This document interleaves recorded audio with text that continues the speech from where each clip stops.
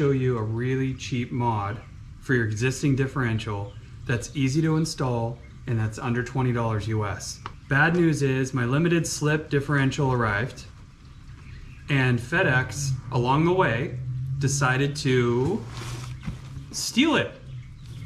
Yes, that's right. So they delivered the package in this condition to me.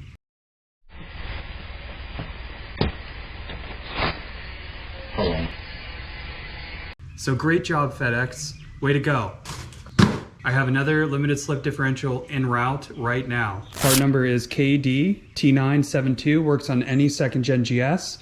And they go right here in this location. And you might be saying, well, why would I want to upgrade that? Look at this, I can move it with my fingers.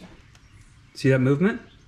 Yeah, so this is part of my bushing rehab project where I'm just basically going through all the bushings on this and replacing them because I'm at 177,000 miles. I'm going to show you all the steps that you need and all the tools that you need, which are not many, to do this install. You can leave the diff in the vehicle. We're going to have to support the diff. And when we support the diff and take these off, we'll be replacing the bushings, or actually supplementing the existing bushings is a better way to say it. Yeah, so just make it loose, and then we're gonna do the same thing to the other side. Okay, got the breaker bar on. Let's try this side. Easy with the breaker bar. I wouldn't take it all the way off yet. Some of these things here we're gonna be replacing. So this is what it looks like here. Drop this diff down just a little bit to do this kind of on vehicle. And then have a towel ready because you're going to have it all over your hands.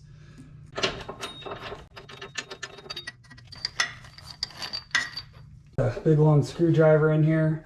Let's see if I can pry this down enough. Yep, there you go.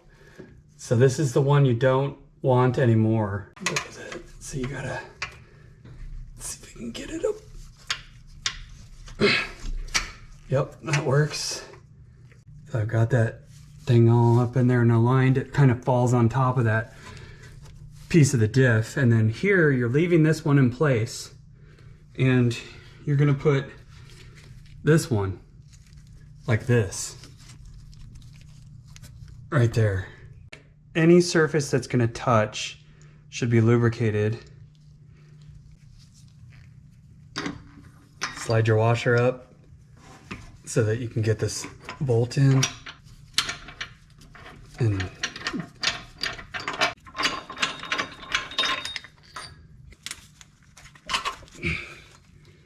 so you can get this thing out. Okay, I think I got it. And bring this up. Do it by hand. Make sure your threads catch. That's what it should look like. That is not torqued. So I will torque it now. And you're gonna alternate sides and I will get you a torque value in just 1 second.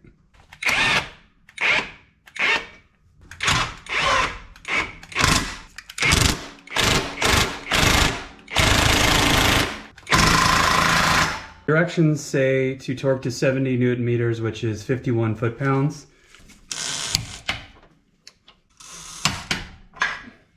There we go. Torque to 51 foot-pounds. That's what it looks like up there. You're probably wondering, what is this gonna do for me? And I'm gonna explain it on the differential that's over on the bench over there. This is what it looks like under there. Very, very pliable and flexible. So tighter bushings or supplemented bushings up there are gonna help with yaw, this way, rocking motion, up, down, I guess you could say y-axis. So it should theoretically help with all of those things by tightening this up. Really, you can't beat it for the price and for the ease of installation. It's not hard to do. I take much longer because I'm filming everything, but the bottom line is that this is $18 shipped to me. I don't even know how they're making money on that. $18 shipped to my house. And then I would say roughly allow 30 minutes to 1 hour install depending on your abilities. What a great mod. It just makes sense. I'm gonna get this GoPro mounted up back here so you can see this thing in action while driving.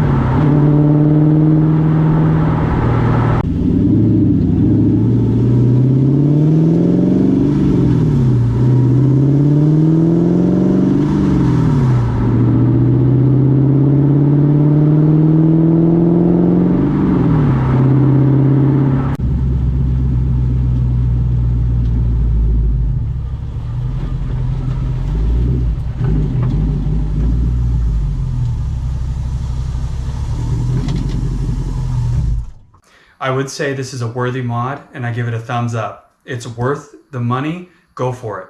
Install this on your second gen GS. It definitely firms up the feel from the rear end of the car. I can't really explain it, but I definitely felt it on a manual transmission.